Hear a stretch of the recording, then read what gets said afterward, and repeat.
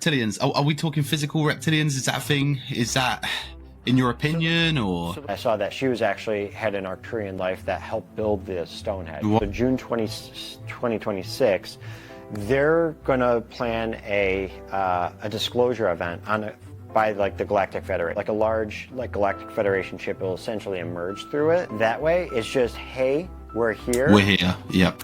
Same thing with the Reptilians as well. So there are some that are, powerful healers set up Stonehenge. It was supposed to be essentially like a multi-dimensional portal.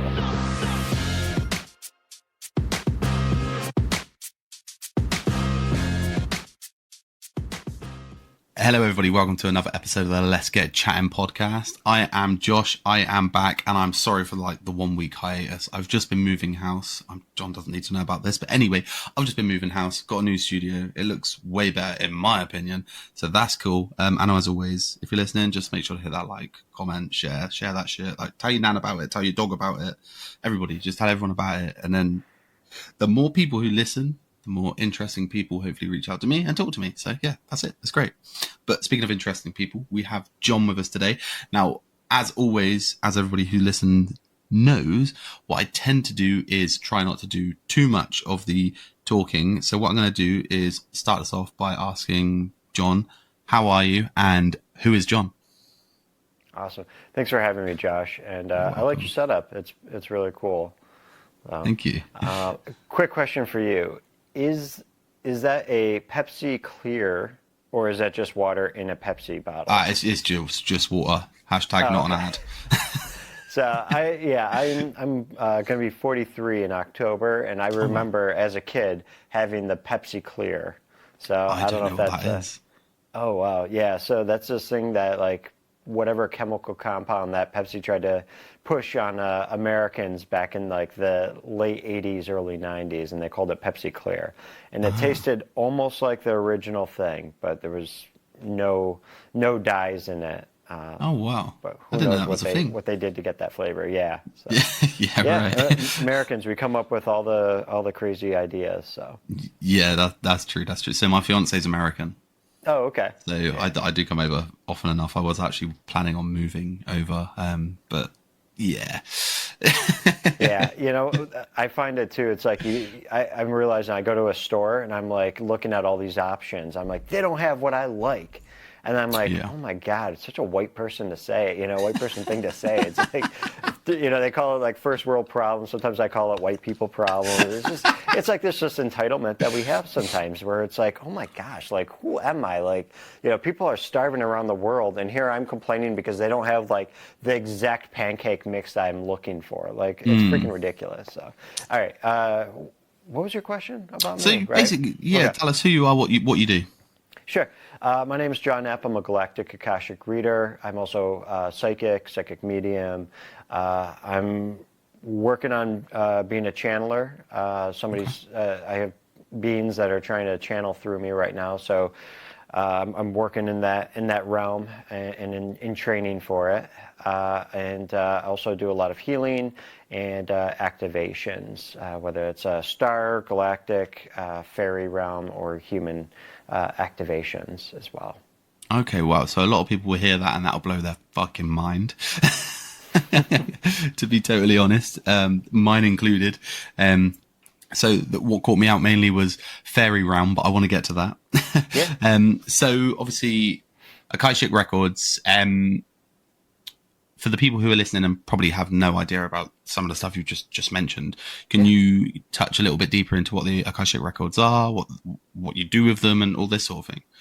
Sure. So the Akashic records are essentially a living memory, like your library of every thought, every action, every everything you've ever said, every life that you've had, every blueprint, pre-incarnation blueprint that you've ever had throughout all your, not only all your past lives, but future lives and potentials, your parallel lives as a soul, as well as the alternate realities that are taking place around you as well. Okay. And the reason why we can tap into these as an Akashic reader is essentially because time doesn't exist. Linear time does not exist in the higher dimensions and outside this matrix that we have on Earth.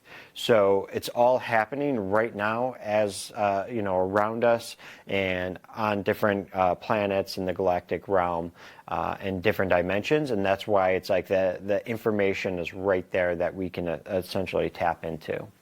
Okay, so that's a lot to take in for most people. But luckily for me, I've spoken to a fair few people, and so when you talk about dimensions, are we talking about like unlimited parallel dimensions, that sort of thing? Like that's the view, right?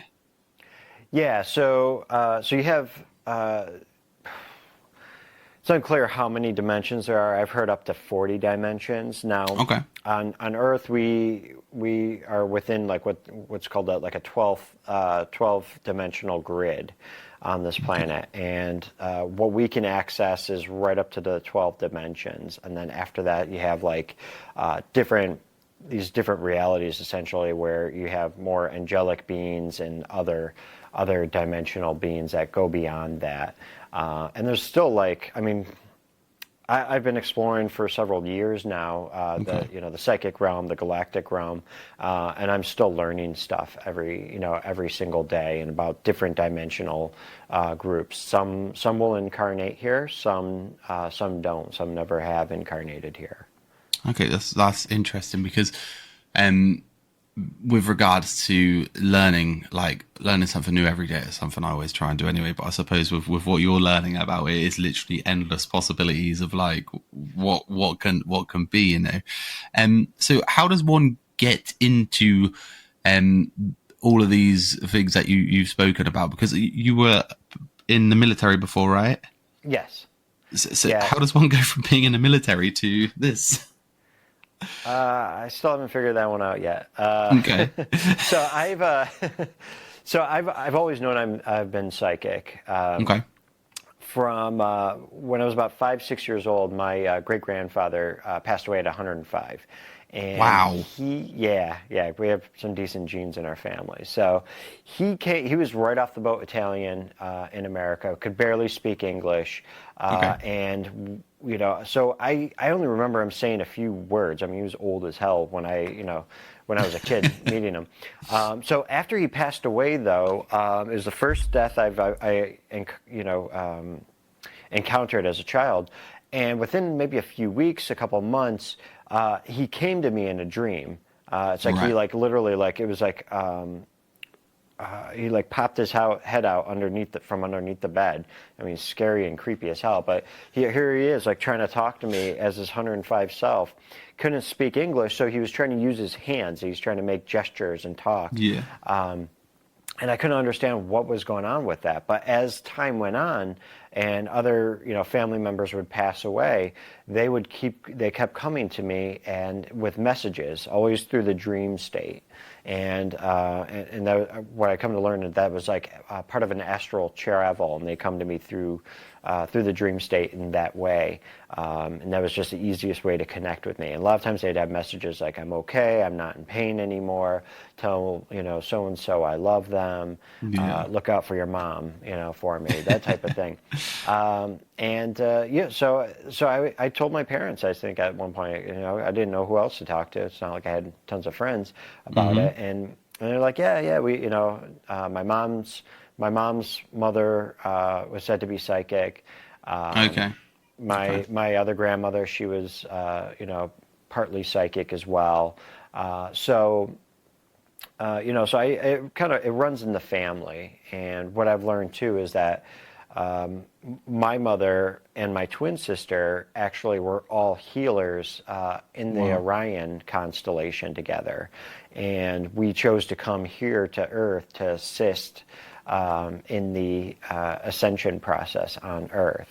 I've had many other lives throughout the galactic realm and higher up than that, but I just remember being shown one of those specific lives. Like that was kind of the turning point. Like we helped. You've probably heard of like the Orion Wars a little bit. Little bits and bobs, yeah. Yeah, kind of channeled from Star Wars, basically. Like Lucas is an Orion who came, got that information and brought it mainstream, and then made billions from it. But so anyway, so we were in the Orion constellation as these like triplet healers, like these three girls there, and we helped the turning point of an Orion. And then we decided to come to Earth to do the same thing and try to help on Earth. And my mother actually essentially took the hit to incarnate as our mother, even though she was our sister in that life, and raise my twin and I now. And the interesting part is that my sister and I were both born on my mother's birthday. Oh, wow. And that was kind of like the little nod. That we were all together triplets in this life in Orion, and that's why we did it in our we were born on our mother's birthday in this life. So that must be like pretty like mind-boggling. I wanted to say mind-fucking, but I said it anyway.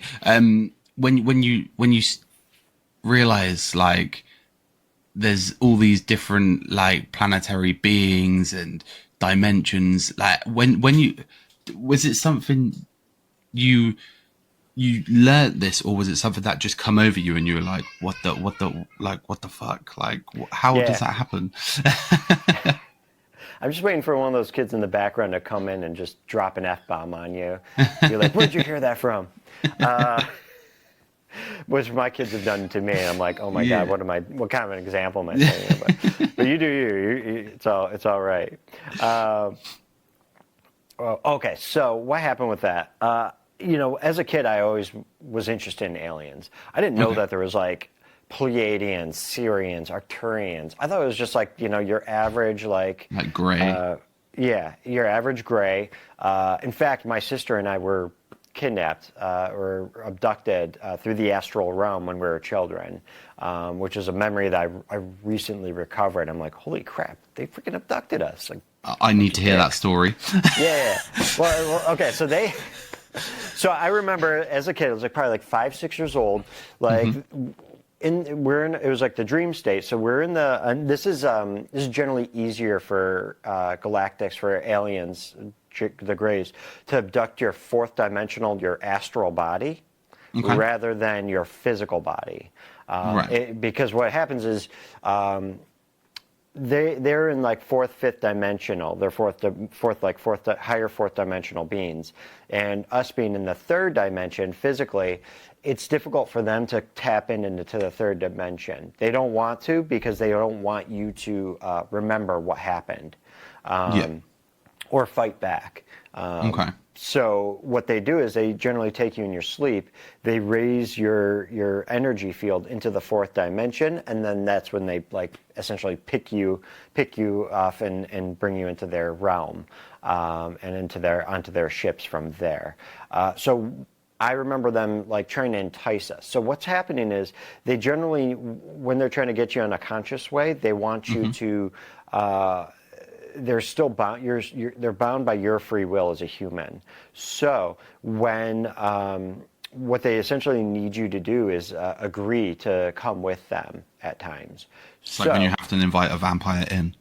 Exactly. That's exactly where it comes from. Yeah, exactly. So basically what it is that what happened with us is I remember that we were like at school, and I remember seeing the UFO there, and this is again in the dream state, and they're like trying to entice us to come aboard, and we're like, no, this isn't cool. And then they brought us to like a carnival that was in town, and I don't know if you guys have like those carnivals where it looks like a spinning UFO. Yeah. And you're like pressed up against it, and I remember as a kid, like you're stuck there and you're trying to like rotate and fall over. It's like the G-force, isn't it? Yeah, exactly. Yeah. So that's how they enticed us. Like, oh, come aboard our ride, and we went into the ride. I just remember these little freaking gray guys, like 3 feet tall, and they like walked us aboard. And then that's all I remember. I don't remember the actual experience. That's and then I thought mad, of it like 30 years ago, and 30 years later, I'm like, son of a gun. So what I've learned from working with other starseeds and the Galactic Akashic records, a lot of times if you have a life in Orion or fought like Greys or the Reptilians or anything like those bad guys out there, they tend to hold a grudge. So sometimes they'll have karmic cords attached to you. Sometimes they will put trackers, implants in your bodies. Like, Yeah. and they get mad about that. So, there's this festival, I think it was like Galactic, the Galactic Expo in Nashville, Tennessee, I back love in that May. place. Yeah, I bought this you've been T-shirt there? from Yeah, there cool. actually. Oh, nice. Oh, nice. Yeah, that's the first time I've been there, and I participated in this expo. And the night before I left for the expo, I was actually attacked by several like interdimensional Greys. And I had to fight them off. And then later, when I drove that, I'm like, what the heck was that all about? And I got some insight from a colleague of mine. I guess I pissed off some people in a past life. They hold a grudge. And then, the next day, I'm doing healings with several people that had lives in Orion as like freedom fighters, like resistance fighters. They call it. They were called the Black League. In Orion, they were like guerrilla warfare resistance fighters. So a couple of these people, like they literally were riddled with trackers and implants in their systems, and I essentially had to like dissolve all these trackers. They're all energetic. They're fourth dimensional imagery in them, but I had to dissolve all of them, and some of them had like a portal. This one lady, she had a portal over her head, essentially sucking in all the divine energy coming through that was supposed to go through her crown chakra. It went through the portal, so it was like a black hole taking it. Right. Okay. So she was just drained, and then she had like a tracker, like basically it was like an inhibitor over her third eye. Right. And once I dissolved that, she was like, oh my God, this tension just released. And I told her the same thing. And then she just started feeling like a rush of energy come through. And there was another guy, same thing. Like he was like, he had the same type of issues as a combatant in that life. Well, no kidding, that night I could feel that they set up a portal in my hotel room and were trying to attack me because they were mad that I'm doing this type of work and trying to help others. So with regards to like when you say you're fighting them off and they're attacking you, this is all happening in like the fourth dimension, not like what we would call our physical realm as such? Is that correct? Yes. So when they were surrounding me the night before I left for Tennessee, that's the six of them. Same thing with the free will that I was talking about. I was hoping this podcast would be more love and light, but I guess we're going a little bit talking about the darker side a little bit. But if you do energy work out there, it's important to ground, clear, and protect yourself. Yeah. That's extremely helpful. So any of your listeners who are dabbling within the psychic, magic, whatever, ground, clear, and protect yourself. Do it for the right reasons. I guess just add that little disclaimer there so we don't. Yeah. So we had a lady on the other week, and she did actually go through some sort of things that you can say, protection. I call them spells. I know they're not spells, but like for most people, that's sort of how they're going to sort of understand it. And it's funny because I just look at it as prayer. That's how I look at it. It's essentially prayer, isn't it?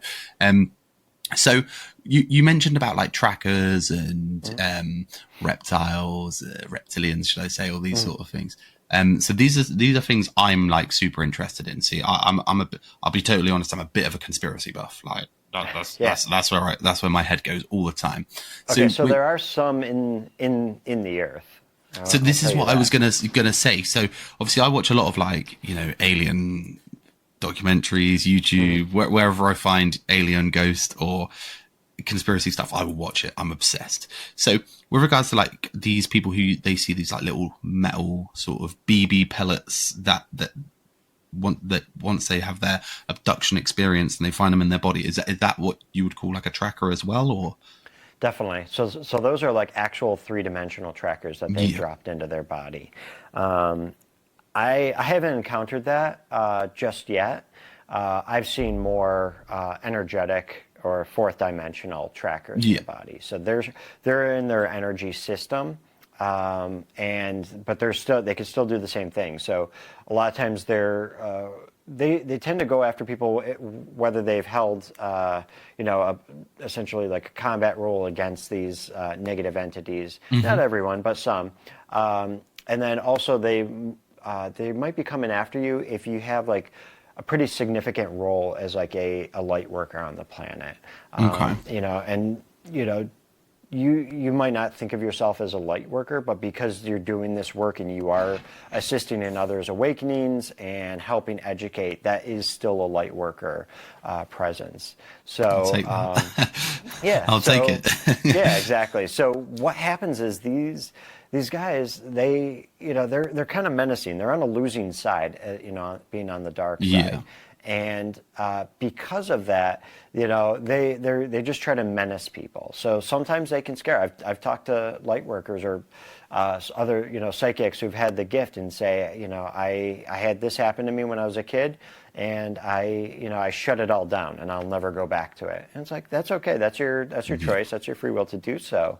But every time somebody says that, it's like, you think it's like, damn, they got another one. They scared one more person off, and they've tried it with me countless times, and they'll keep trying it.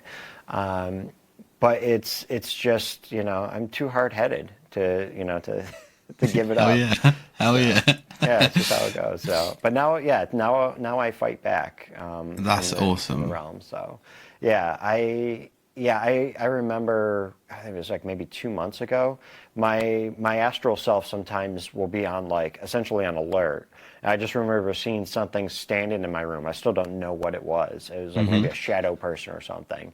Where in the past, I remember, 10 years ago, just watching this shadow, cross into the room and try to attack me.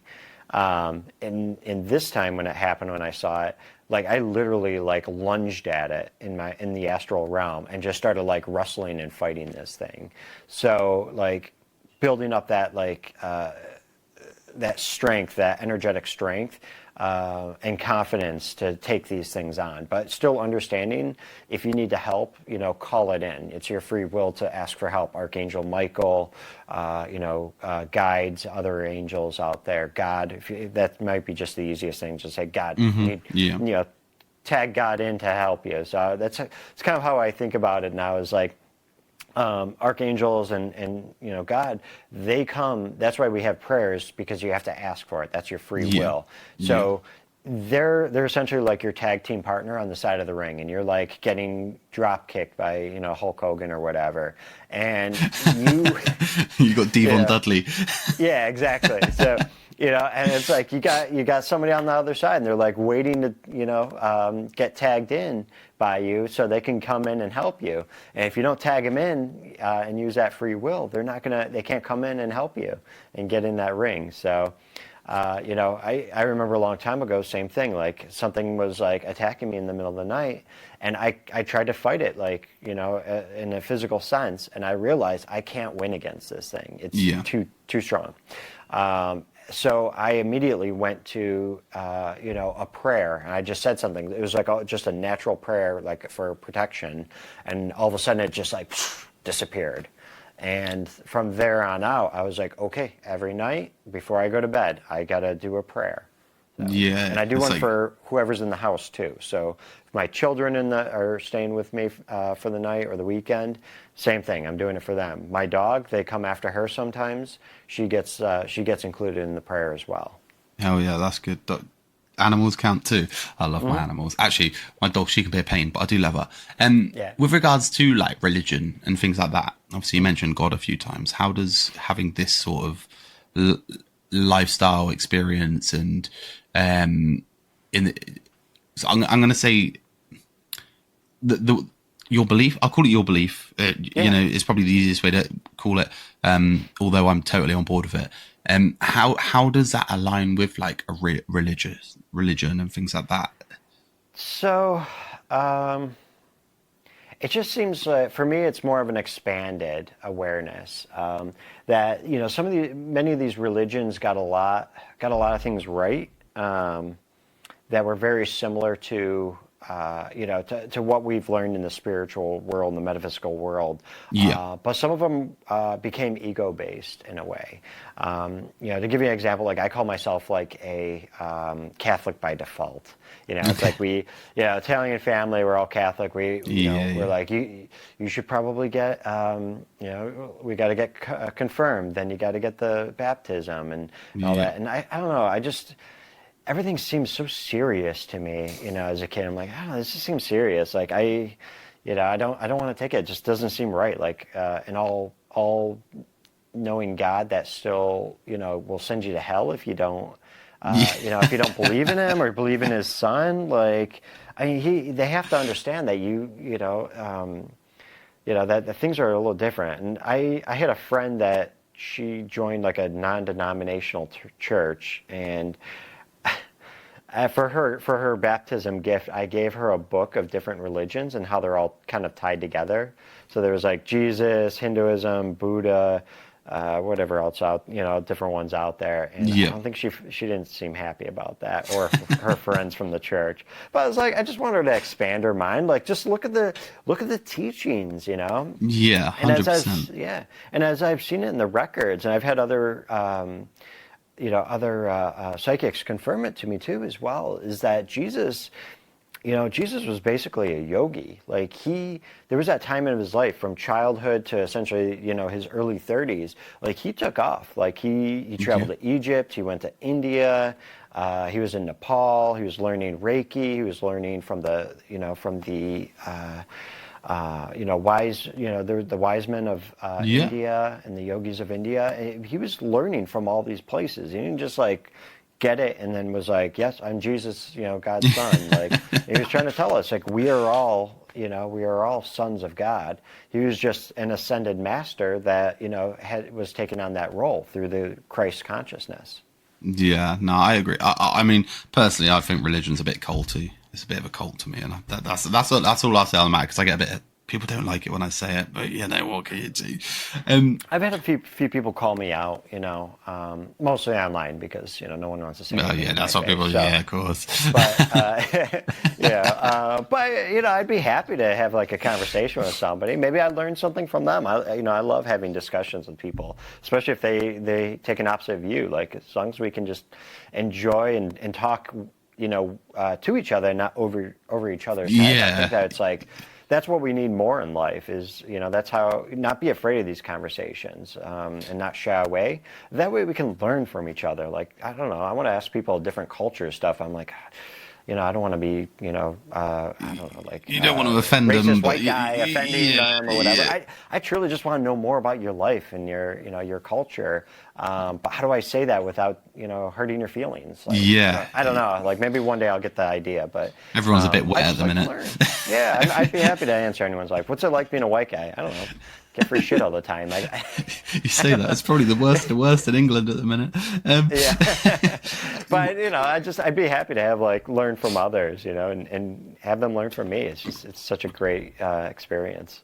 100%. And speaking of, like, things, how did people take it when you first started talking about this? Like, I know you said mentioned your family like healers, so they sort of understand it, I guess. Yeah. But I'm assuming was there a few people who were a bit like, whoa, this guy's a bit kooky? Like, how did it go down? So, it's interesting. I have like several Earthseed friends. Like they're from the human group consciousness. Like not Starseeds, never been in the Galactic. I remember I did like a tarot, like a graduation night tarot last year for a friend's, a kid who graduated, and they mentioned it to my buddy, and he first thing out of his mouth, "Oh, you're one of those people now?" I'm like, oh God. There's such a negative thing on all of this. I've spoken to so many people who are like mediums, psychics, so many people who do different things. It could be anything from Reiki to, like I say, mediumship, this sort of thing. They're all normal people. Yeah. They say they're one of them because they expect you to be walking around in a robe made of grass and like, I've seen those. Yeah, I've seen them. I live next to Stonehenge. I see it all the time. Yeah, that's awesome. I see the druids at summer solstice. It's crazy stuff. But I think part of them just wear the outfit to look cool for the summer solstice. But yeah, how was it like, sort of, for lack of a better term, like coming out with this to people? Like, Yeah, I pick and choose who I tell. The lucky thing is when I went through my spiritual awakening, the first thing I needed, I just knew I needed, was to find a community. I was So what like, triggered that? Sorry to interrupt, but oh what sure, triggered yeah, the yeah. spiritual awakening? Okay, so I said I've known for many years I'm psychic. It was just kind of like a matter of a fact thing. So it was Yeah, like, okay, it's just there. So after I got back from Iraq, it really heightened. I think I had an opportunity for a spiritual awakening then, but yeah. I was just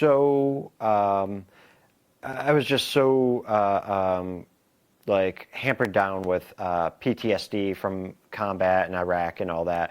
That I just, I had to, I didn't say I shut it down, but I had to deal with my shit first. I think a lot of Like people do depression, mention PTSD and all that. Yeah. a lot of people do mention they had to have a big like low Mhm. before they hit that spiritual awakening. Everyone I've spoken to has gone down and then Yeah. Yeah, skyrocket. that's often called the dark night of the soul. Okay. So my next one was 2020, and many people have had the same thing. So some people had like 2012, others had in between then. 2020 was mine, is probably millions of others, same thing. So The big C. yeah, exactly. When we all got grounded and sent to our rooms without dinner. So for 6 months. So I ended up, so late January, my son was born late January. So we had a birthday party for Was it him. the 30th by any chance? No, I think Ah, mine's the 30th. That's why I oh, asked. okay. Was it the 26th? That's it. Ah, there you go. Yeah, Part of so the cool crew. yeah, exactly. So Aquarius. So so we had a birthday party for him.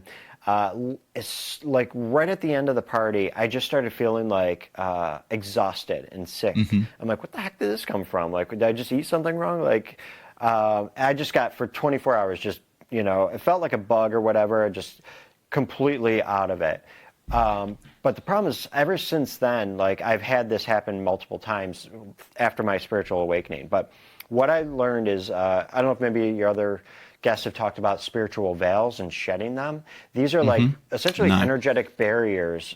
You've heard like probably the great the veil of forgetfulness that we incarnate under. Well, spiritually, we also have these metaphysical barriers or veils that we have in each incarnation for our individual souls, or for Okay. each individual incarnation. So we have many layers of those, and those are meant to essentially start coming off and shedding off your system once you start on your path, your spiritual path.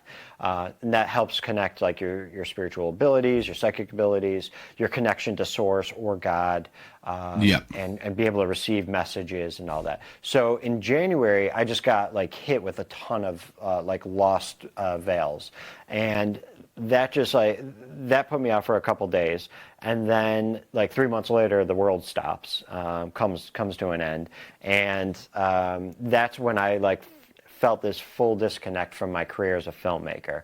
I was Okay. going from like literally like I think it's like March 13th. I'm about to have the best career of my life as a filmmaker, doing reality shows and big documentaries and Oh stuff like shit. that. And then literally, the next day, the entire world, ends. So, and then all of a sudden I was like, what am I doing? Why, Hmm. it's like, why people are talking about all this, equipment, gear, cameras. I was like, I don't even want to go back to filmmaking. I don't even get it. Why was I doing this in the first place?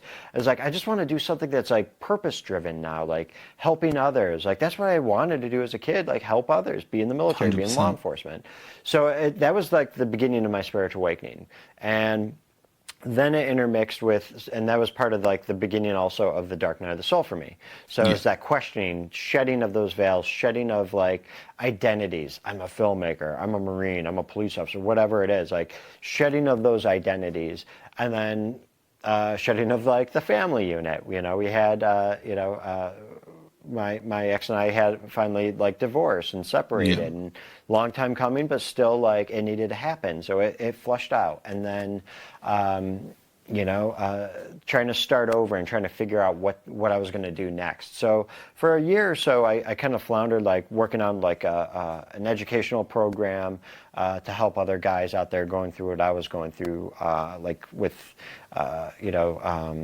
finding the right person in their life. So basically like a dating program and stuff.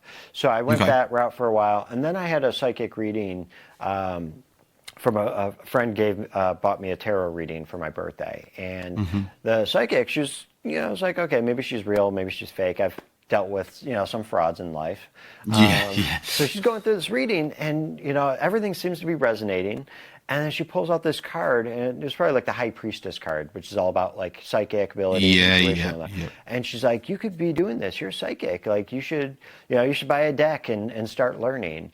And it's like the light bulb moment for me. And I was like, oh, wow. You know what? This is, and it finally gave me direction and gave me purpose. So that's when I started like consuming spiritual podcasts, trying to find information, online courses, finding that community, and really getting more into meditation. I had just started doing meditation just within a couple months prior to that reading, but it was for like elevating my own frequency. It was just something new to me at the time. I'm like, I want to be a better person. I want to attract better women into my life. Date, more like, better class of women out there. So that was kind of like that was like the selfish reason where I started. And then I started seeing like beans in the side of my eye and having vivid dreams and like working through all this stuff. And then like one day meditating, all of a sudden this gray alien comes into my vision. And I'm like, what is going on here? Who is this guy? And I couldn't feel any negative from him. It was very neutral energy. And I was like, okay, if you don't have any messages for me, like you got to go. So he left. Maybe a couple weeks later, I was starting to take my psychic development classes. And again, he comes to me in a dream, or comes not in my dream, right in my vision. Like literally, my eyes are open, I'm conscious, and it's like right here. He's in my face, and I'm like, same thing. You got to go if this doesn't work. If you don't have anything for me, giving him the benefit of the doubt. So I sent him away. I had a couple disturbing dreams that night that was trying to like essentially take me off of my path doing the psychic work. So trying to drive me away from trying to scare you away from teachers, your good work. The teachers, the students I was in classes with for psychic development. And then a week later, same thing. I had a download of information all about, I got the knowing that it was all about Orion.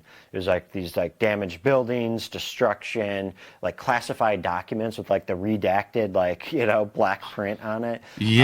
But it was all hieroglyphics, like, not, like very, like alien language, basically. I was like, this is about Orion. I barely knew anything about Orion. So next night I asked one of our psychic development teachers, like, what the heck is going on? I'm seeing these aliens, I'm seeing this, I got this download. And she's like, you're extraterrestrial, right? I'm like, no, that's a thing? Like, she's like, you're a starseed. Yeah, I'm like, I mean, I've always liked aliens, but I didn't know that, like, you could be one, in a human body, but that's where I was. So that was what I call my galactic awakening. That's when that's when I started consuming everything. I'm like, I got to know more about this shit. 100%, I'm going off, I'm learning more. I tried before in the past, like years before, and early 2000s, like internet searches was like, I mean, you don't know what nut jobs were out there, like talking like what was right, what wasn't, I just didn't get it, I didn't resonate with it back then. That's, now I use that word all the time. But I just like, what do I believe? I just know that there's grays. And I don't know if they're good, I don't know if they're bad, that's all I knew of. And then once I started consuming and finding resources that I actually felt that was right in my heart, like using my intuition to say, okay, this feels right. Once I did that, down the road, I said, it was like, I wonder if there's a Galactic Akashic Records course that I can take. And because I knew about the Akashic Records, I had an Akashic reading before that did some great healing for me. But I was like, I want to go want to go off planet. So I found a Galactic Akashic Records course, that was starting within a couple of weeks of that thought in my head. So I signed up for it. I started taking the course, and like almost within like a few days, I started feeling these like dimensional shifts while I slept. And it was like, I was like feeling really light and high, like I was floating in the clouds.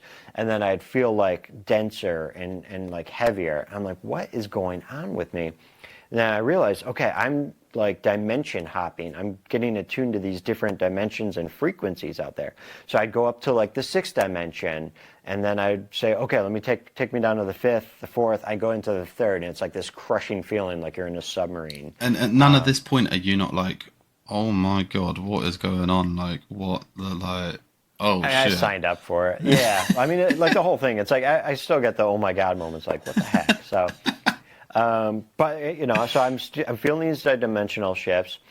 I would talk to people, or I'd walk into a room or go to a restaurant, or I'd be at a bar or something, and I'd be like, that person's Assyrian, that person's Pleiadian, that person is like full-on fairy, like what is going on? So I'm like, I started like attuning to the Akashic records and the different dimensions, the different frequencies.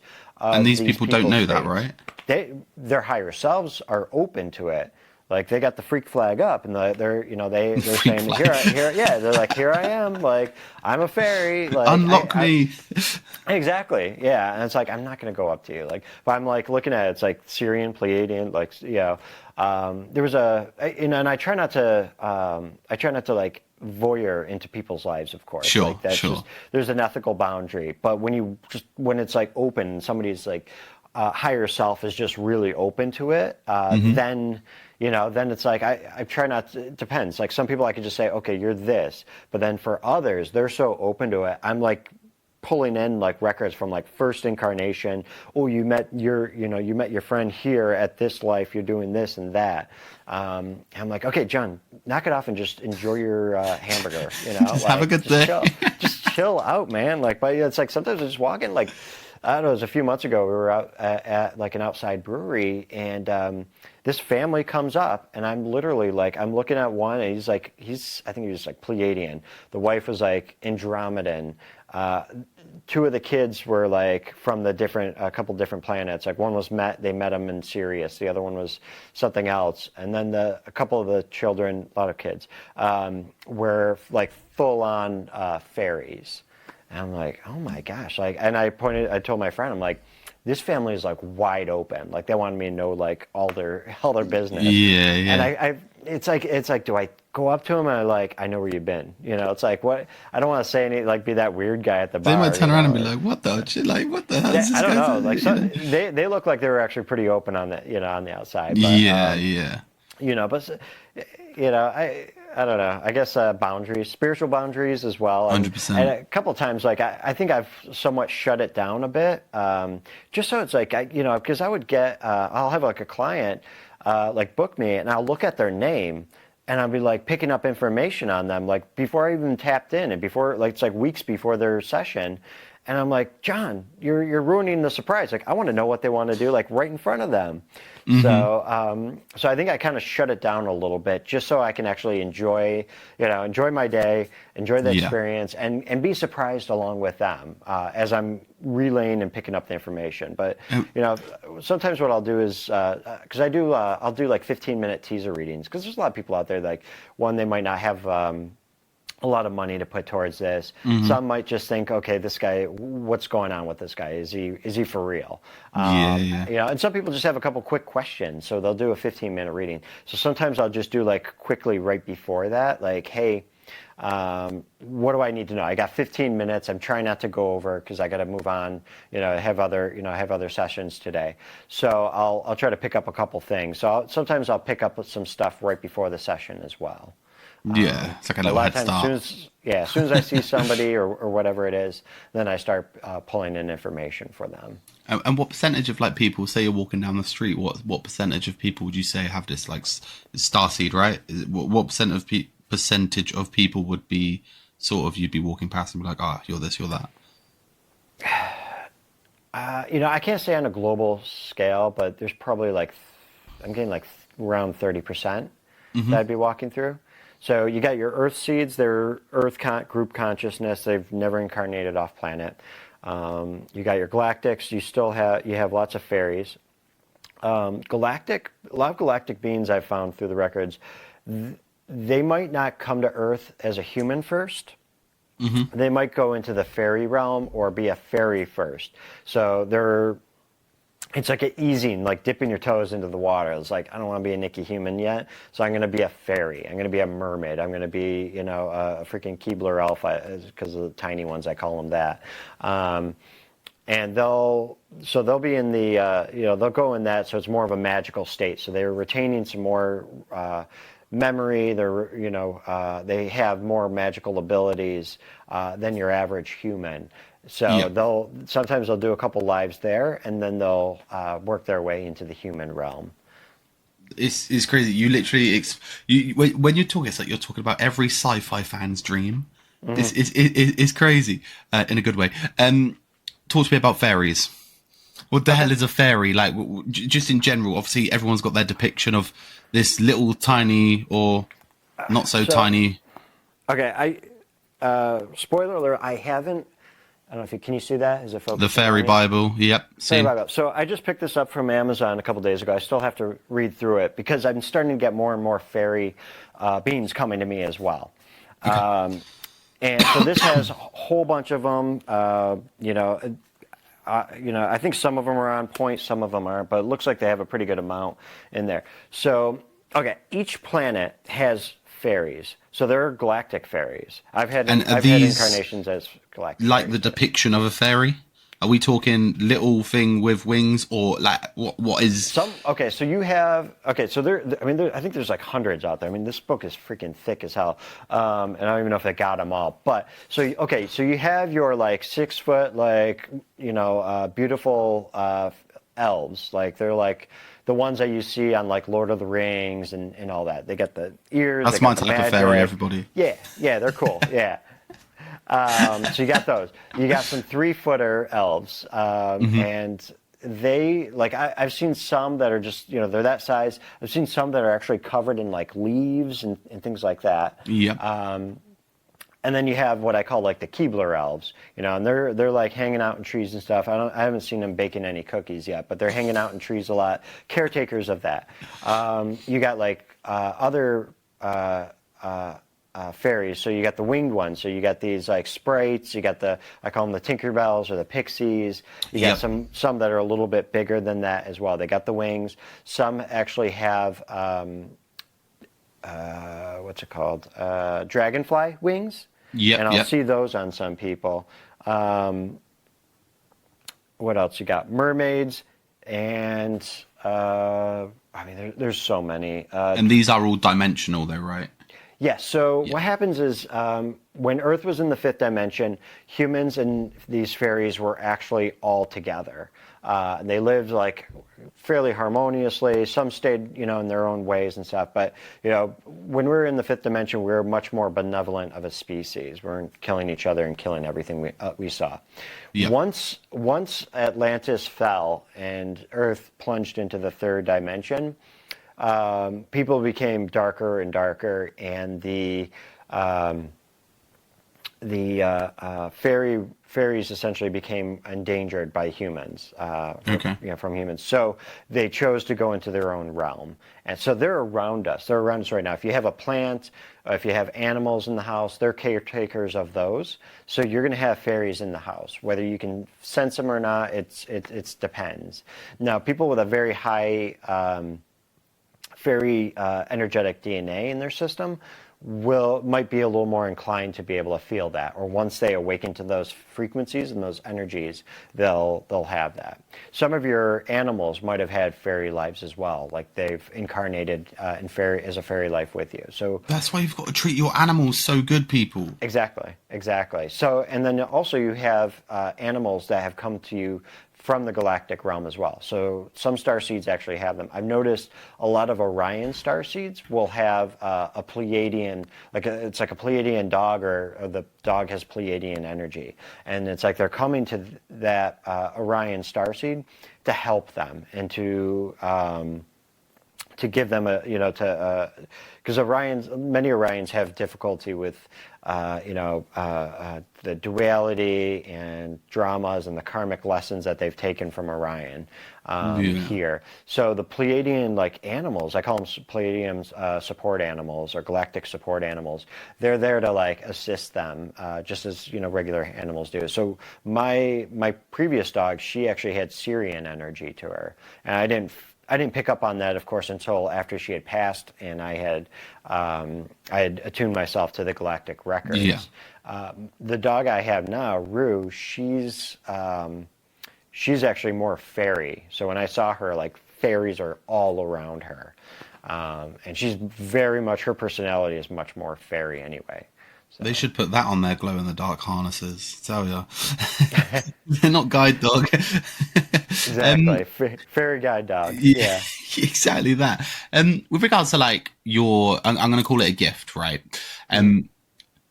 There's so many people who write films, TV shows, and all this, and they literally are putting into visual representation what you're talking about. Yeah. So do you think there's not a secret society, but do you think there's all of these people are just in your position, they just don't talk publicly about it because they're scared of ridicule? I think it's a lot of it's channel knowledge, and maybe they realize it, maybe they don't. Like George Lucas, channeled Orion and the Orion conflict. Gene Roddenberry channeled the Galactic Federation, and created the Earth, the human-centric Federation, where we started everything because we ascended. So got 10% of it right, but that's what the public needed to see. Americans and Americans leading the way to world peace, so galactic peace. Battlestar Galactica. I love that show. I know that, especially the 2004 version. I love that one. That once I learned more about the galactic history. So the Reptilians attacked the Lyran constellation. The Lyrans had those the feline lion beings. They had avian beings.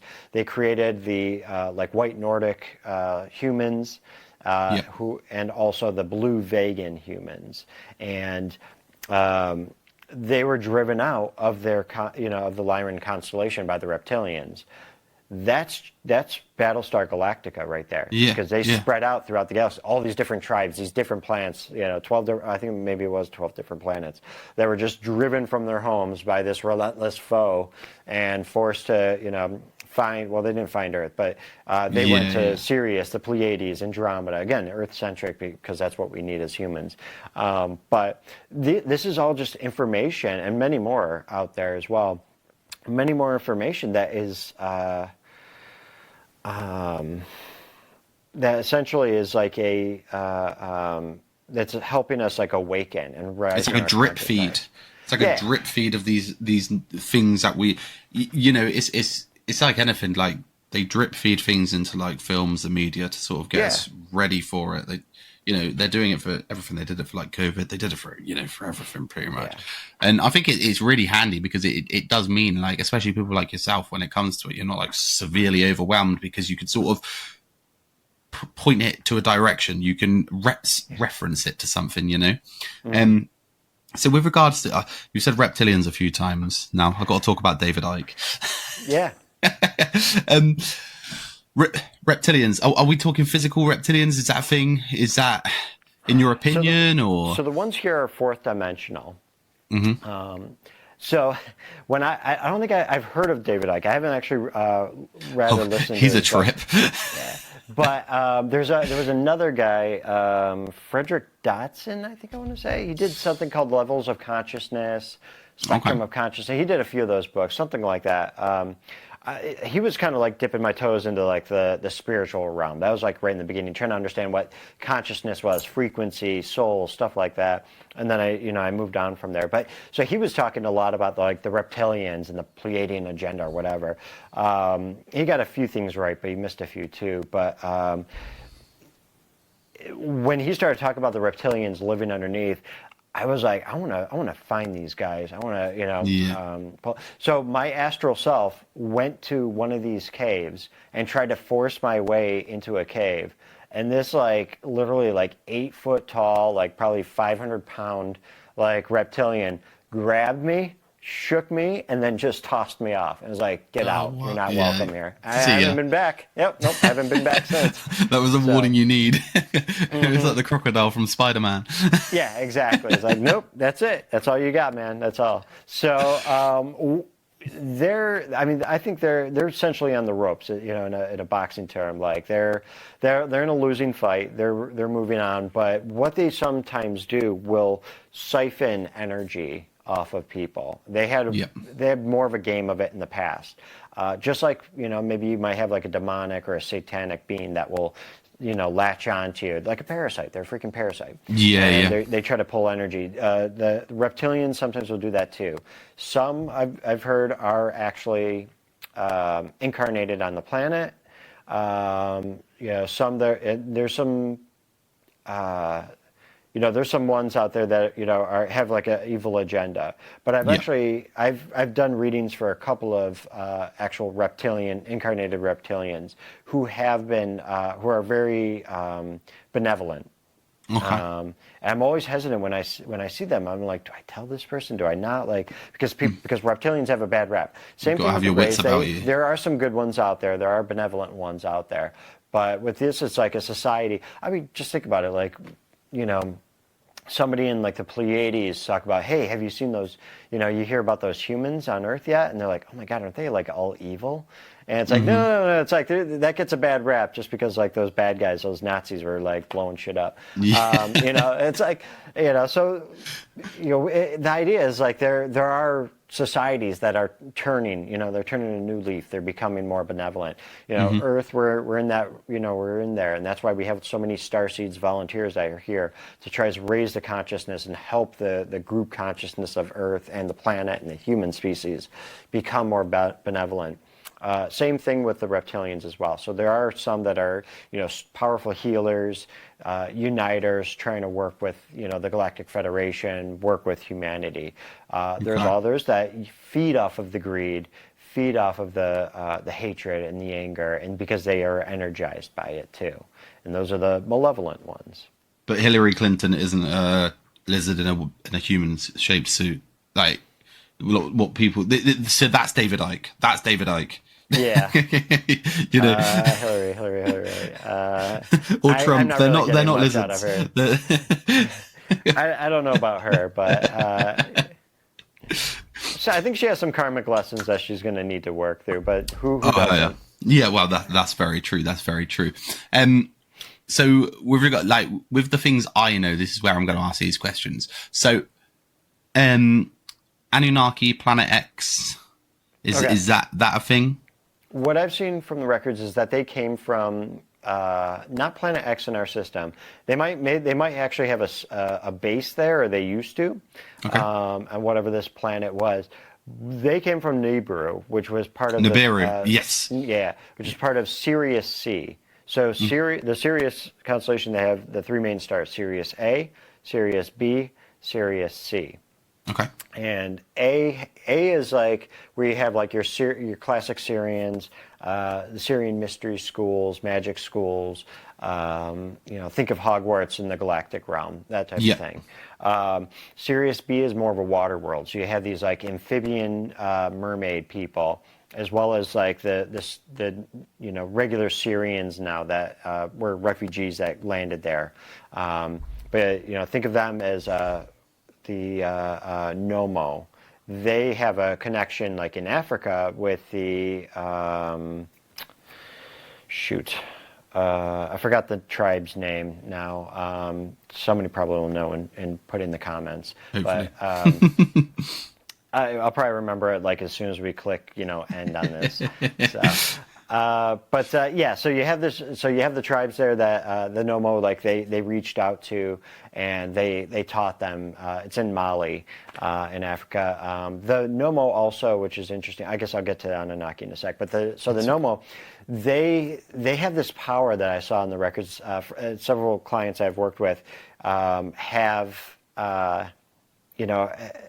been incarnated as Nomo before, and they could create portals in the water that actually connected to Earth. And what they would do is they come through these portals through their water into the Earth's oceans, and they dropped off they populated some of the Earth oceans with like whales, dolphins, other fish and stuff. And then they would come, and then they would actually do connect with some of the Earth humans as well. And so some of this religion is like based on that. Yeah, yeah. And then you have Nibiru and Sirius C. So these were made up of mostly, it looks like vegan and reptilian refugees that came to Sirius C.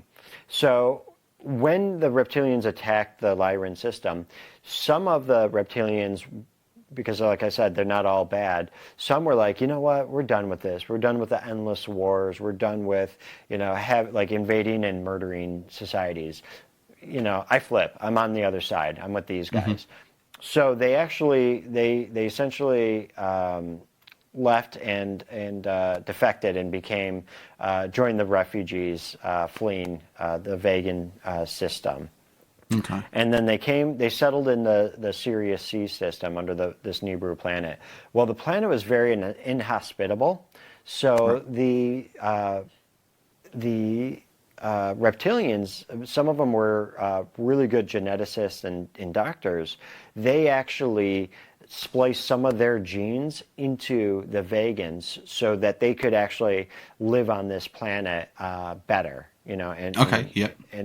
So there's actually this like terrible Netflix movie that came out like 10 years ago.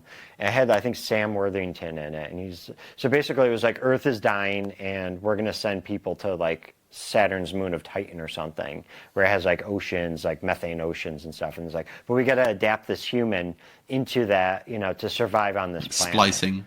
Yeah, exactly. So they spliced some kind of like genetic modifications in him so that, Sam Worthington could swim the oceans of Titan, and they tried to kill him for some reason. I don't know why, but it was a bad movie. But that's kind of stuff that they do in the galactic realm, and then they ended up doing it here as well. So what happened was they had a good benevolent society for a long time on Nibiru. Well, something happened with their star. Maybe it was like a flash or something, and it really jacked up their atmosphere. And to fix it, they needed essentially rare earth minerals, gold wasn't like it? that. Yeah. Yeah. So they came to Earth. They toiled in the mines for a while, for thousands of years, and then eventually they had a revolt because being in this lower dimensional state, they some of them, like the leadership, got rich. It was Enlil and Enkel, wasn't it? Yeah. And I don't know too much of of that backstory. I'm pulling what I'm getting from the records. So they toiled in the mines. There was like a revolt and said like, we're done with this. So they're like, okay, well, we still need our stuff. We still need the gold. We still need the minerals. So they found the hominid species on Earth, and they're like, let's just drop our genetic DNA into them. We'll smart them up a bit. We'll turn on like this worship gene in them so they love us as gods. And then they'll be happy to like toil in the mines for us. So that worked for a while. And then all of a sudden, like after a few generations, just like a copy, taking a copy of a copy of a copy, with the copy machine, eventually it degrades. Well, our genetic like system started degrading, and it, some humans started rebelling against the Anunnaki. And having resistance movements, attacking them. Others were just dying in mass waves, and mothers weren't able to give birth to kids and stuff. And they were the Anunnaki were looking to have like a genocide on their hands, essentially, or mass deaths on their hands from this. So they essentially called out to the Syrians and Sirius A, as well as the Galactic Federation. They're like, help. We really screwed this human up. Can you help us with it? So members of the Galactic Federation, Pleiadians, Sirians, Arcturians, Andromedans, they all like came here. And they all set up shop. And they essentially took colonies around the planet. So the Arcturians actually, they had a colony in in England, and they're the ones actually that set up Stonehenge. It was supposed to be essentially like a multi-dimensional portal. Yeah. Interesting enough, I had a reading with a woman just before our interview started, and I saw that she was actually had an Arcturian life that helped build the Stonehenge. Wow. Which is really cool. Yeah. Full circle. So, yeah, exactly. So when you said that, I'm like, oh my God. That's crazy. So they set up essentially colonies around the world to essentially help the humanity in the different pockets around the world. And then so they injected their DNA into us to stabilize us. And then once that happened, they started they're like, okay, well, now that we got them stabilized and they're doing okay, let's go ahead and start teaching them about the galactic realm, teaching them about, I guess the law of one has been kind of a big thing. I've been working with a couple of people that are law of one, like practitioners and priests or whatever, learning more about it and trying to bring it out.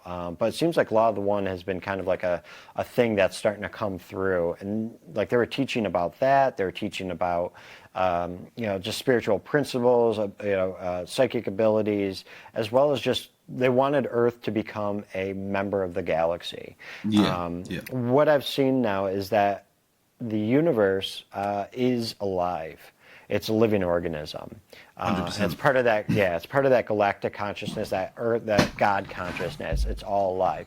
So what happens on Earth can affect other realms. That's why when we started dropping nukes and testing them and killing millions, they started to take more of an interest in Earth again. Yeah. But anyway, so they stabilized us. They propped up all these different civilizations, some advanced ones, and Lemuria and Atlantis were essentially like the beacons of human society.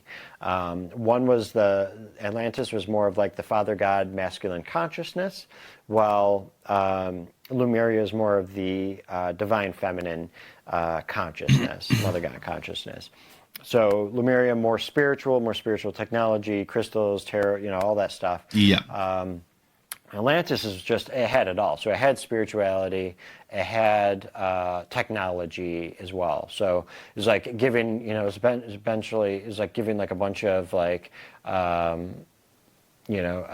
tribal people like machine guns and saying, now you be nice with these now, and, and so Atlantis, they for thousands of years they did okay. They were all right, but then the balance became more masculine in a way. So it was like more. It was like almost like that toxic masculinity. It was just the balance of spirituality. Spirituality became. See it in some parts it was like more perverted in a way, not in like a weird way like that, but it's like they just started believing like almost like that they were the gods and stuff rather than other deities. And then the technology was just so overbalanced with that spirituality, and it was more reliant on that. And we're kind of like at that tipping point here on Earth as well, and that's why there's such 100%. A huge spiritual movement. But granted, we all have these damn phones and all this other stuff, and it's like we're talking about neural links and dropping things in our brains. So it's like this. We're at that breaking point again too. That Atlantis was at. So Atlantis, they went full, macho. They blew up and destroyed Lemuria, and then eventually it destroyed itself. Like people tearing each other in the streets. The crystal that powered the city destabilized and blew up half the island, and then the rest of it just like crumbled. And once that happened, it went below the oceans. It created that that flooding event. Around the world, and that was yet another reset on the Earth, and that's when we went to the third dimension. And they essentially Galactic said, "Look, we really kind of screwed this up." They're like, we gave the guys technology; they weren't ready for it. We need to let them evolve on their own. So they set up they set up a non-intervention treaty around the planet that all benevolent societies had to obey. Granted, a lot of the Greys and pirate societies out there and malevolent societies didn't abide by it, and that's why there was a lot of abductions, infiltration. And is that why we get the sightings and, or because that's what I was going to ask around about like the nuclear facilities and that sort of thing where they physically manifest and. So some of that is like Galactic Federation or, you know, individual members like the Pleiadians and stuff that are essentially, they're not trying to intimidate us. They're just trying to say, you don't need this. Yes. And if you're going to use it, we're going to intervene because if, you know, it's like, it's basically, it's like, think of Earth as like your foot. And the rest we're of it killing is their like babies. The universe. So it's like, yeah. So it's like if Earth destroys itself, it's like cutting off your foot. Yeah. It's like, how the hell are you supposed to walk after that? So they're going to feel it. Yeah. You know, that's why I say the universe is alive. It's a living organism. 100%. So that's why I say, like, you guys got to stop this. So what I've been getting, so I mentioned, so they want me to start channeling at some point. Back in June of this year, I got a message while I was sleeping from the Galactic Federation. Now, I'm not in like normal open contact with them, so I was a little like, why are you talking to me? Yeah. Don't you have like some other guy? Like you got your Bashir, you got all these others. Am I like, important enough for this? Yeah, I'm like, yeah, this feels above my pay grade, man. But I don't know. They sent me a message. So they said, it's like, what I got was like within a year, so June 2026, they're going to plan a disclosure event by like the Galactic Federation. Now, this isn't like landing on the White House lawn, you know, because they're illegal aliens and who knows what Trump will do with them. So, but you know, I'll stay away from that subject. But anyway, they're not going to do that. That's not their plan. What I saw is that they're essentially going to open up like a portal or a Stargate in the atmosphere, and like a large like Galactic Federation ship will essentially emerge through it. And the idea is not to land, not to make physical contact that way. It's just, hey, we're here. We're here. Yep. Wake up. It's time to wake up. And the idea is that this might be on maybe in different continents where they see it. The idea is that they're trying to avoid what they told me is a timeline. They're trying to create a new timeline shift for us. So right now in a present timeline, we're in a trajectory for something that doesn't seem great. That's like with all the wars and all that shit that's going down. Yep. Exactly. Yep. I think that's kind of where it's leading. So what they want to do is create a timeline shift at this point next year where we go into start a new reality. And I was like, I don't know, I didn't fully understand what they were trying to get at with that. But they said if it doesn't achieve the desired goal that we're trying to do for Earth and humanity, we will reset the timeline again and essentially wipe your memories, the collective consciousness memory. So, I work with other psychics and I collaborate with them. And sometimes you need that sanity check, and I'm like, yeah, sure. Was this a dream? Is this real? What's up? So I asked my twin soul, she's my teaching co-teacher as well.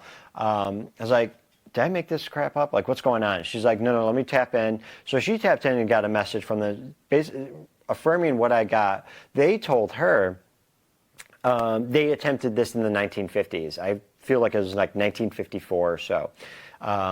That they were trying to avert a timeline shift then and a disclosure event so Earth can join the global galactic community. It didn't have the desired effect. I don't know what happened, but it didn't work. They essentially wiped the collective consciousness mind. Okay, I'm just going to check something. 1954, because... What happened? So I know, I think it was the early 1950s, there was sightings over like the White House, D.C., there was like a mass UFO sighting. So I don't know if there was something major. So they're saying the first meeting with aliens in the Eisenhower occurred at Edwards Air Force Base in February of 1954. Okay. President Eisenhower, something to do with secret meetings in President Eisenhower. I've not looked into it, but that's crazy. The fact that you say a date and you can just look it up and bang, it's there. Yeah. Yeah. So interesting enough. So I actually filmed an interview with his granddaughter, the one who like No way. the one who claims, to be part of the Earth. Was it the Martian mission or whatever? Mm-hmm. I didn't have what it take to ask her about it then. I was on a different assignment. I was doing something for a military thing. Mm-hmm. But I really wish I was like, so talk to me about the aliens. Yeah, I what's really going wanted on? Talk to me. Yeah, exactly. You know something. Well, the So, thing is, yeah. just to cut in, just so everybody listening, when you were talking about Nibiru, the Anunnaki, Enlil, Enkill, all these people, everything you said is in like some sort of conspiracy community is exactly what you've said. Just they just believe it's physically here. Yeah. So that to me is crazy. That to me shows like there's something to it, because it's like you're just picking all this stuff up and you're talking about the gold. The gold is like a big thing, Yeah. Obviously there's a few like different diversions in it, but the moral story, I was blown away. I was like trying to stay quiet, like what the hell is going on here? That blew my mind. I'll be totally honest with you. So yeah, and some people might say, "Oh, that didn't happen like that, John," or it didn't happen. This, yeah, it was more like this, or Atlantis didn't blow up Lemuria or whatever. Think about this. I think we talked a little bit about it earlier. Our souls will fractal into parallel lives, parallel lives, twin lives. So you have like a twin soul, twin flame, all that. Yeah. But they also fractal into alternate realities. So when you get a psychic that comes on and they talk about like the fall of Atlantis, and they're like, well, I was there and I saw it like this, it doesn't mean that they're wrong and I'm right, or I'm wrong and they're right. They might be picking up on the alternate reality, two different realities. Yeah. I mean, how many times can Atlantis blow itself up? Probably thousands, if not millions, of 100%. different ways. Like exactly. 100%. So there's all these different realities out there that people are picking up on. Just think, your consciousness now, like you, Josh, may have been we may have like been in the same. Who knows? Let's say we just had a life together in 1908. Or in the same time frame in 1908. Maybe you were in Africa, I was in I don't know, Quebec. Just to say, I'm not actually picking this up. I'm just making crap up right now. No, go for it. Theoretical. So you're there. Well, your 1908 was an alternate reality where Africa fought back and pushed, the colonials out. Now it owns, now it owns Europe or whatever. And mine was a reality where, I don't know, the Nazis took over Quebec and Canada. So there's like these alternate realities that are playing out based on decisions that were made, in a way, and that's our soul's way of. Essentially learning even more. So it's like, do I marry this person? Do I marry that person? And our soul is going to play out both those roads, and that way you learn more. So I realized sometimes you can skip alternate realities and stuff. I think Joe Dispenza probably talks about that too. It's like manifesting from your other life through the quantum field. So it's like in that life I'm rich, so I'm basically going to tap into like Johnny Rich and take his money. And I learned that on this podcast, and that blew my mind, because I never understood what manifestation was, and when it was worded to me in a sense of, look, there's an alternate reality where you have this, you're just tapping into it and pulling it. I'm like, cool. In what reality am I Joe Rogan, please? So with regards to so the physical reports and the physical things that people believe they've seen. So you've got like your Travis Walton, you've got your, like I mentioned earlier, David Icke, these sorts of people. The gentleman who believed he was at S4 and seen the spaceships, or, and Bigfoot, all these sorts of things. Is there anything that you can like sit there and say like, this physical report I believe is real, or like, for an example, cryptids, let's go with that, even Bigfoot, like is there anything in there where you can go, yep, this is a real thing? Or So what happens is if they're in a different dimension, even if it's like a fourth dimensional being, like a lot of those grays we were talking about, they're like upper fourth dimension. I believe Bigfoot is a multi-dimensional entity, just so everybody knows. Yeah, so I actually I did a podcast with someone earlier today, and I was like, what's going on with this Bigfoot energy? And I literally I was like seeing Bigfoot with my mind's eye over his left shoulder, and he was like bouncer. He's like, crossed like. So I mean, it's like not he wasn't exactly in the room, but it's just like that Bigfoot energy that's like you have him on your spiritual support team, and he's there. And for this particular gentleman, it's like he's his like bouncer. He's there. Shout out to Pete, by the way. I know Pete. Shout out to Pete. Know Pete. Yeah. Oh, did you listen to that? Yeah, Pete. No, I just know him. Oh, okay. Yeah. I did his podcast earlier today, and I was like, why do you have like Bigfoot? Oh, okay, cool. Oh, that's so funny. So we're talking about Bigfoot with him. Let's see. So have I? I'm trying to think. So I've seen. For me, sometimes I'll see, and some psychics have like really well developed like vision, like literally their eyes. Like I told you that the one time I did see the gray. He wasn't like, it's not like he was literally in the room next to me, but I could just like his like so visceral image like in my face, eyes wide open. Now, other like I've seen at times like movements. I've seen balls of light moving. And then sometimes like I know I've looked up and sometimes like I've seen portals like open in my in my ceiling, and literally like something sticks its head out. Now it's like so it's like very translucent, so it's partially mind's eye, so like inner vision, and partially like literally seeing it with my eyes as well. So I got like sorry to butt in, but what I've started to think, and I've literally just thought of this, that there's these people around the world who they believe they've seen like your Bigfoot, they believe they've seen the Greys, they believe they've seen, I heard a story about two people who were traveling in a camper van. You don't call them camper vans over there, you call them the caravans that they drive, like an RV or whatever. RV, that's the one. Vehicle, that's the one. So there was a story about these people in an RV. They stopped at a field, and loads of like tiny little beings came out, little what they would call aliens. Do you think that people could maybe go through a bit of trauma, or go through something where they're opening up that third eye and they're seeing this temporarily, and that's where these reports are coming from? That's a possibility. You know what I'm getting from this is that like that field, essentially like a fourth dimensional shift. So kind of like what we talk about with Stonehenge being this like portal.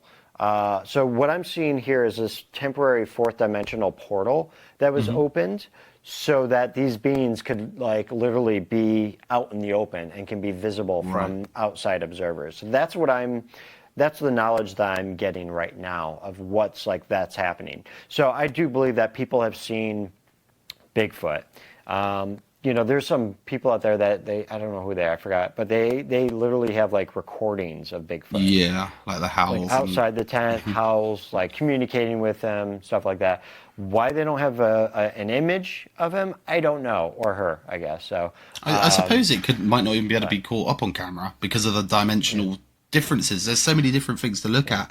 I don't want to keep you too long. I do have one more question. Oh yeah, we can go as long as you want. I'm done for the day. So. I would like to know, like, generally, because I in my head, I feel like you're walking through this every day of your life. This is happening to you all the time. Like, how has that affected your life? Like, I'm sure it's had so many positive effects, but I'm like, that's got to have affected your life in like a major way. So, I mean, it certainly has had its implications. There's the fun part of like learning all this stuff and all that. And, like feeling like, oh, I can do this now, or this just happened to me. Or, I remember, I remember when I first started doing this, I would tell my sister about like, oh, this happened and this happened and this happened. And then like, I don't know, she asked me like a year ago, like, oh, what's been going on? Or I saw this happening. And she's like, because she's psychic too. And she's like, have you ever seen this? I'm like, this stuff is happening to me on a daily freaking basis now. Like, I was like, I don't even report it unless it's like big news for me. And then I'll tell her nowadays. But on a different note, like a personal note,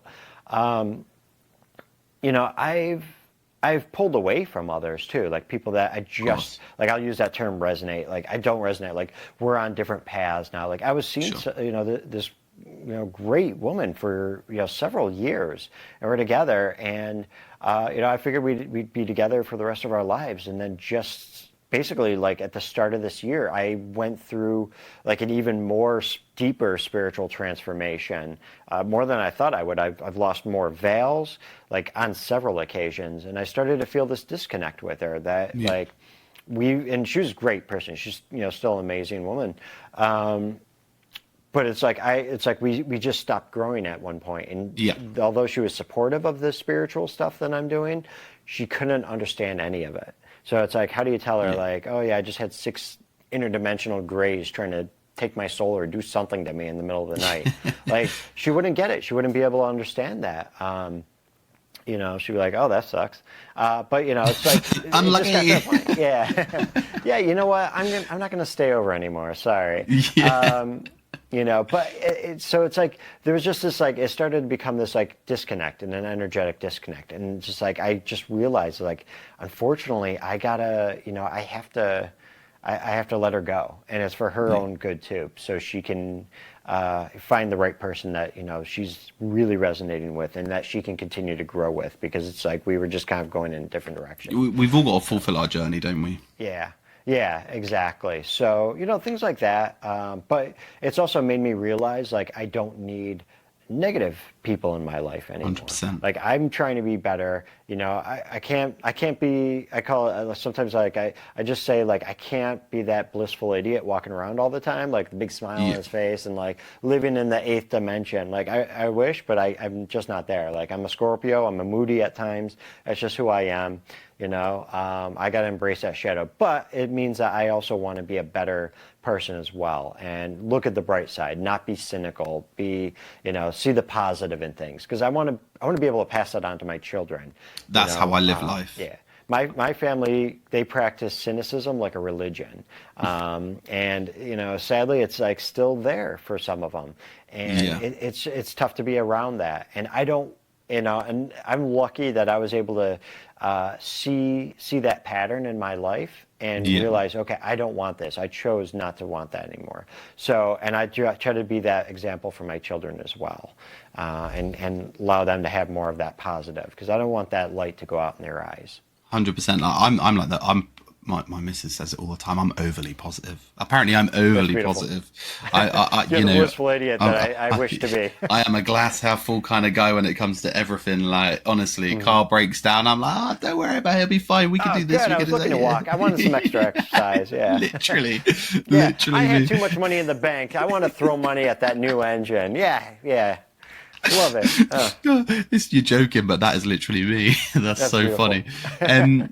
No, that's cool. I genuinely, I've had a freaking amazing time talking to you today. It's been brilliant, and I would love to talk to you again as well to get a bit deeper. 100%. So yeah, I mean, all I'll say is if anybody is, I guess, feeling sort of in a spiritual sense, or they want to learn more about this, have you got any sort of guidance for them where they could go, what they could do? Sure. Yeah. So I wanted my website to be not just, hey, book a session and learn more. I wanted it to be an educational experience. So my website is galactic-guidance.com. And when you go on there, yeah, perfect. Thank you. When you go on there, you can go to the About Me page, learn a little bit more about me. I have a Galactic history page, and then I channeled this over like 3 days of writing for, I don't know, 7-8 hours a day. And basically, I go from like the beginning, like, here's God. God created Earth, like all this stuff. Yeah. But I went through like creation of physicality. I talked about Lyra. I call it the Great Lyran Diaspora, the Battlestar Galactica moment in history. Pleiades, talk about the Syrians, a little bit about starseed types and what to expect. So you can kind of identify and see. There is. I should say this too. There's a misnomer that every starseed is like a certain starseed, Pleiadian starseed, Styrian starseed. You might have a lot of that energy, but most likely you've bounced around in different incarnations. So the person I talked today, she started in Lyra as a Nordic, then she went to Arcturus, and then she bounced somewhere else, Sirius. So she was like 3 or 4 different places that we just uncovered in one session. Wow. And then we went into her fairy lives as well. So mostly I talk about that. Eventually, I'm going to add on more of the different societies that I'm seeing out there. I've been encountering more people that have been incarnated galactic fairies as well. So there's some really cool ones. There's like a blob. I think it's in Andromeda. It's like this blobby like fairy, and it like covers over a rock, and then it essentially drains the rock's nutrients, like pulls the nutrients out of the rock to feed, and then it moves on from there. It's just a bit like Venom. Sort of. Kind of like that. So there's I don't know if you ever saw that show, The Orville. It's Seth MacFarlane's take on Star Trek. There was I don't think so. So there was a comedian called named Norm Macdonald who voiced one of these actors in the show, who was this blob, and he was like, he was a comedic, like really big comedic element of the show, kind of a horny guy, but it was just like. So like that stuff, it's like channel knowledge. So it's like when I saw them, like I'm telling this person, I'm like, you were this blobby, like Andromedan fairy who like sucked on rocks basically. And like, trying to understand like, what does this really all have to do with your present incarnation? So we look at that. So anyway, I got all the history, and then I have some teaser videos as well. And that's where I cut up a bunch of readings I had, and just kind of giving you like an idea of like these different fairy lives, galactic lives. We did some activations, some healings in them, and then I used AI photo and video generators to essentially just to like animate it and create a short movie out of it, like 3-minute long videos, because that's a filmmaker in me, is that I want to I wanted to entertain but also educate. So it's also good to have a visual of these the things you're talking about, Yeah, and people have seen that, have been like, oh my God, like when I saw that, that's what I was seeing, or that really resonated with me. Like I got full body chills. So, I mean, it took me like months to create the AI videos and the photos, because I for a lot of them, I just couldn't settle with like a certain image. Like I had it in my mind's eye, what I was being channeled, what this being looked like, and I had to get it right or I'd lose my freaking mind. So that's why I wanted to get it done within a few weeks. It took like 2.5 months. So. Sometimes it's so hard as well to like get a picture in your mind onto paper or onto the screen. It's like I have so many great ideas, and I'm like, oh yeah, I'll do this, and the next thing I'm like, this is bloody hard. Like I can't do it, So no. All right, brilliant. Well, listen, like I say, as always, thank you for being here. It's been an absolute pleasure. I'll put all of your links in the description. And everybody listening, thanks for listening. Thanks for being here. Remember to hit that like button. Remember to comment, subscribe, share, do all the good stuff. And as I always say to everybody listening, just be happy. And when you see your friend and you ask them, how are you? Just mean it. Don't say it as a greeting. Just actually mean, how are you? Because it could change their life. It could change their day. You never know what they're going through. Thanks for listening. Love you all. Peace.